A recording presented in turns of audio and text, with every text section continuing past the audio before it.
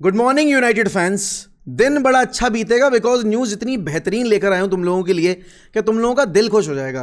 मैं देखो सबसे पहले अपने मैनेजर की न्यूज़ से शुरू करूं या फिर एक चीज़ जो तुम्हें बहुत खुशी देने वाली है वो तुम्हें बताऊं। चलो ठीक है, जो चीज़ मुझे खुशी दे रही है मैं उससे शुरू करता हूं। न्यूज़ दोस्तों है ये कि अलेहांद्रो गर्नाचो को चेल्सी बेचने को रेडी है।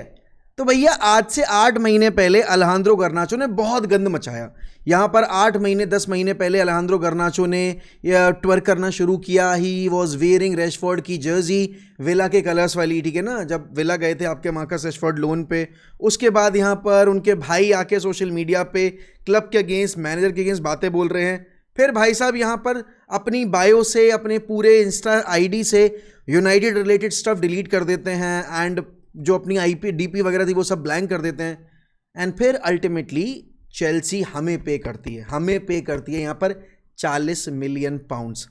लेकिन 8 महीने के अंदर चेल्सी को समझ में आया कि भाई ये बड़ी घाटे की सौदा है। तो चेल्सी ने जिस तरीके से हमें ठगा था ना मेसन माउंट की डील में, जबकि हमें तो बहुत अच्छा प्लेयर मिल रहा था, हमने इनको ऐसा चूना लगाया है कि भाई अभी हमें दे रहे होंगे गाली, ठीक है, ये हमें दे रहे होंगे बद्दुआ। एंड कितने परफेक्ट टाइम पे ये न्यूज़ आई है निकल के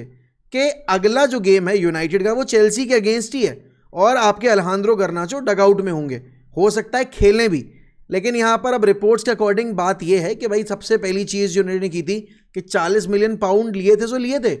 10 आपके परसेंट का जो सेल ऑन क्लॉज था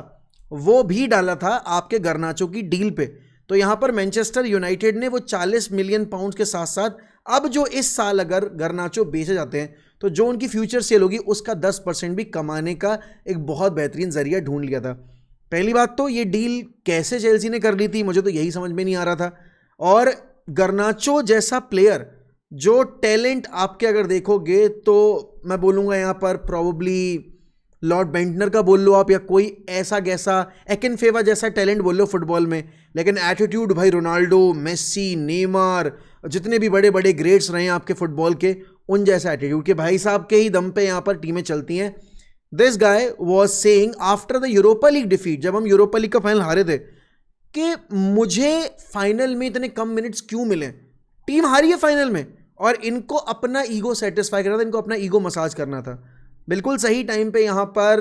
गर्नाचो को सेल किया और मैं बहुत ज़्यादा शुक्रगुजार हूँ रूबन एमरिम का। उन्होंने 100 गलतियाँ की होंगी लेकिन उन्होंने कुछ जो काम बहुत अच्छे किए while being at United was,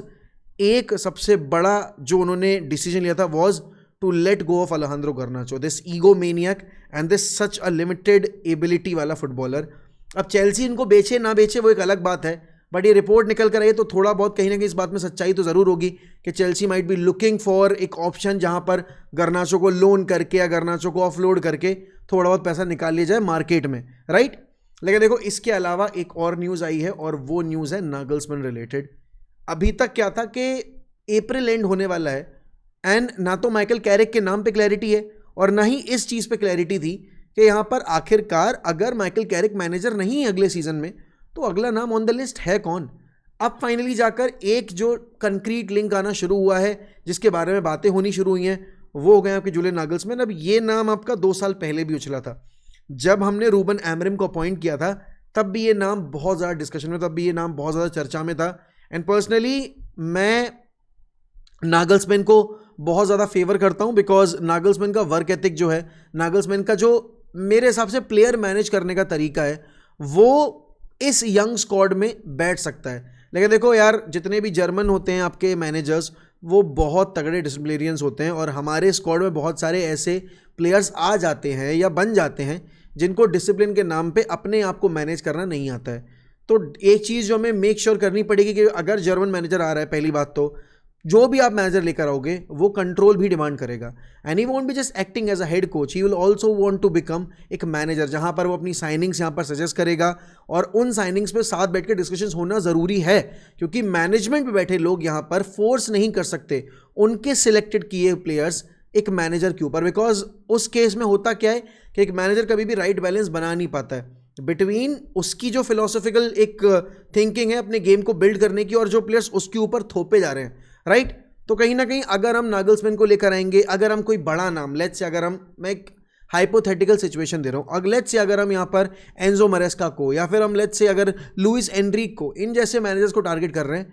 each one of these guys will demand certain authority, not just inside the dressing room but also in the transfer market. तो अब अगर नागल्समैन आते हैं भाई, he will be a huge improvement over Michael Carrick, but बात यही है कि अभी तक इस चीज़ पर भी कोई सर्टेन डिस्कशन हुआ नहीं है, और उसके बाद अगर आप ये रिपोर्ट देखोगे तो आपका दिमाग ही खराब हो जाएगा. नागल्समैन वाली न्यूज़ और आपके गर्नाचो वाली न्यूज़ जितनी खुशी देने वाली है उतना ही ट्रोमैटिक ये न्यूज़ है. अब इसमें मार्कस रैशफोर्ड का जो इस साल का सीज़न रहा है बार्सिलोना के लिए, वो मेरे हिसाब से बड़ा सही रहा है, because Barca fans except for अभी वो चैंपियंस लीग वाली परफॉर्मेंस रैशफोर्ड से खुश थे. दे वर वेरी होपफुल कि रैशफोर्ड अगर रुक जाएंगे तो चीज़ें सुधर जाएंगी क्लब के लिए, बिकॉज उनको एक लोअर प्राइस टैग पे एक अच्छा प्लेयर मिल रहा है जो कमिटेड भी है. लेकिन भाई Andre Onana dreaming of a comeback at United, भाई how is this even possible? और इतना कॉन्फिडेंस आ कैसे रहा है इस इंसान को? इतना कॉन्फिडेंस दे कौन रहा है इस इंसान को? मुझे तो ये पूछना है कि 2026 आ चुकी है, यूनाइटेड यहां पर सेने लेमेंस के साथ आगे बढ़ रही है, आपका स्क्वाड चेंज हो रहा है, अब मीडियोकर प्लेयर्स यहां पर कम से कम प्रेफर किए जा रहे हैं, और उस केस में आंद्रे ओनाना जैसा सेल्फ सैबोटाज करने वाला goalkeeper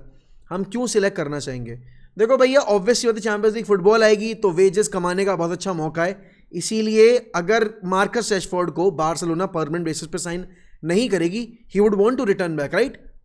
and Andre Onana for same case, क्योंकि यूनाइटेड यहां पर यूरोप में ही नहीं थी तो उन्होंने देखा कि चलो ठीक है भाई, हम यहां पर जाके खेल लेंगे,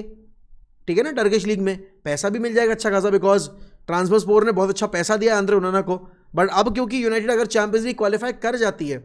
तो बहुत सारी चीज़ें बदल जाएंगी. अब अभी तक यूनाइटेड ने इस पर अभी कोई पब्लिक स्टांस नहीं लिया है, और ये एक हद तक मेरे हिसाब से सही डिसीजन भी है, क्योंकि आप अभी किसी भी तौर की नेगेटिविटी पे इंगेजमेंट नहीं चाहते होगे, या फिर इस तरीके के टॉपिक्स के ऊपर आप डिस्कशन नहीं चाहते होगे.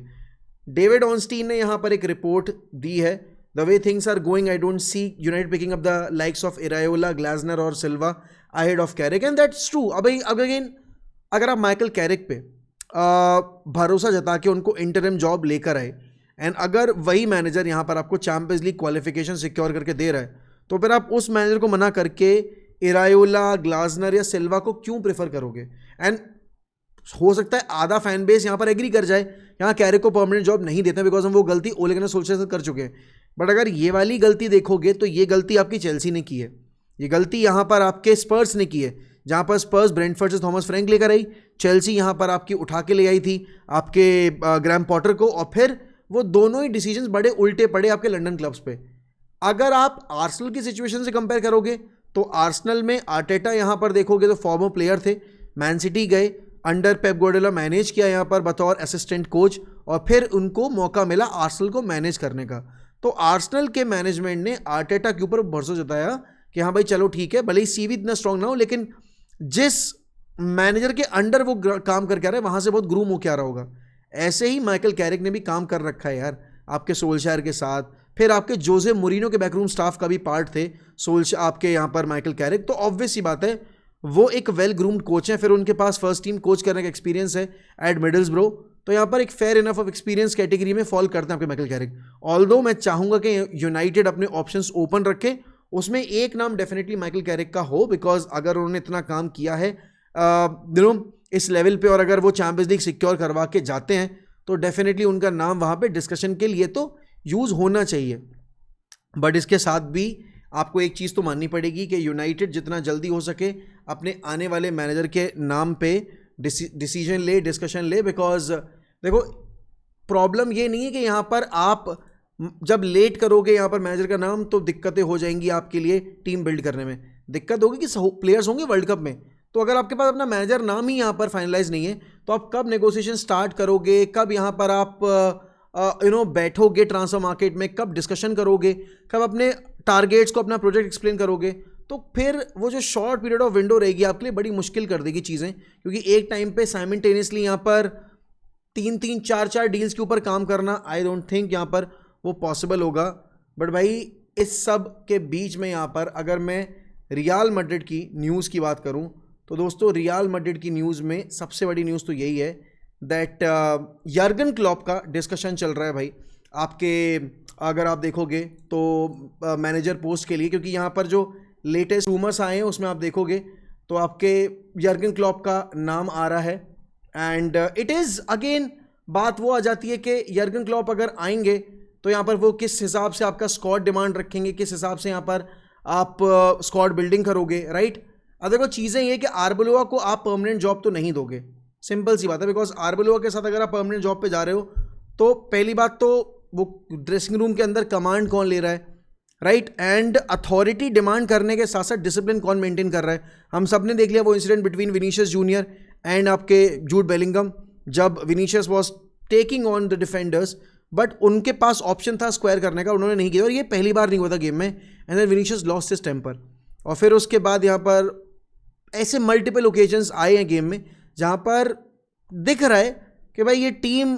खेल ज़रूर रही है जीतने के लिए, but as such as a unit नहीं खेल रहे हैं। देखो मैड्रिड को एक, मेरे हिसाब से एक उनसे बड़ा ईगो वाला मैनेजर चाहिए, उनसे बड़ा अथॉरिटी वाला, उनसे बड़ा सीवी वाला मैनेजर चाहिए, और वो सीवी वाला मैनेजर मेरे हिसाब से इस पॉइंट ऑफ टाइम पे अगर आप देखोगे तो दो नाम आगे निकल के आएंगे, एक लुइस एनरिक का, एक यर्गन क्लॉप का। यर्गन क्लॉप क्योंकि अवेलेबल है तो यर्गन क्लॉप के लिए जाना ज़्यादा समझदारी होगी। आई डोंट थिंक यहाँ पर उसके अलावा जो आपके मौरित्सियो पोचेटिनो या फिर और कोई नाम अगर आपका निकल के आ रहा है उसके लिए जाना समझदारी वाली बात होगी। यर्गन क्लॉप अगर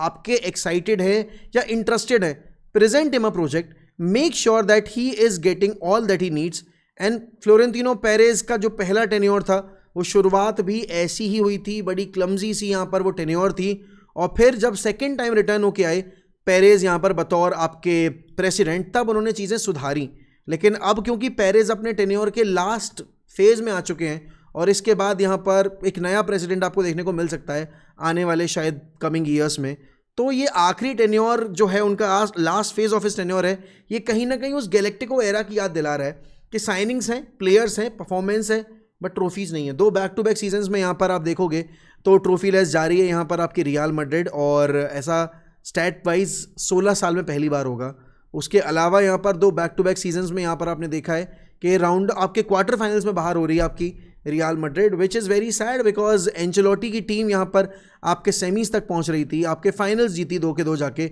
जबकि और अगर स्क्वाड वाइज देखा जाए उनके पास एम्बापे नहीं था and still they ended up winning the title.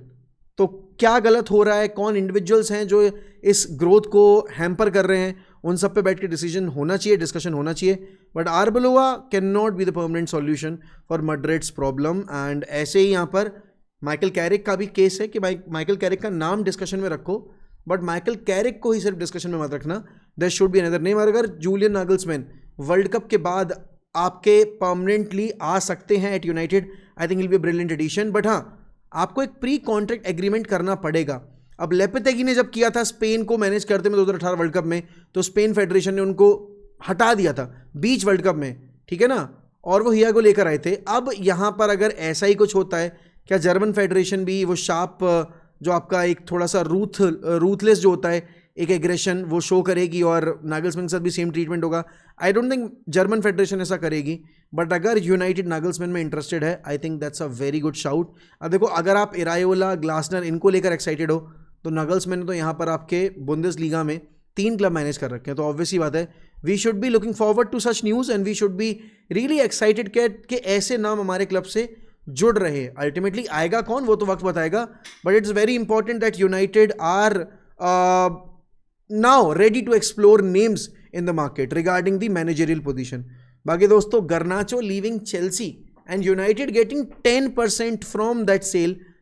इससे बेटर न्यूज़ और कुछ नहीं हो सकती। बाकी आपको क्या लगता है भाई गर्नाचो सिचुएशन को लेकर, और इतनी सारी न्यूज़ जो आई हैं उनको लेकर बताना मुझे कमेंट सेक्शन में। शाम मिलते हैं 4 बजे आपके केओस कॉर्नर के एपिसोड पे, जहां पर हम बैठ के डिस्कस करेंगे जो कुछ हुआ इस हफ्ते चैंपियंस लीग में और जो कुछ होने वाला है आने वाले ला लीगा और प्रीमियर लीग में। एंड उस सब के लिए यहाँ पर बने रहिए हमारे साथ। सब्सक्राइब कर लो वन एमएफसी को अगर आपने अभी तक नहीं किया है, लाइक करिए वीडियो को, and with that I will take a leave. मिलता हूँ आपको अगले एपिसोड में, और शाम में लाइव स्ट्रीम, एक बहुत ही स्पेशल लाइव स्ट्रीम के ऊपर। Bye bye and take care.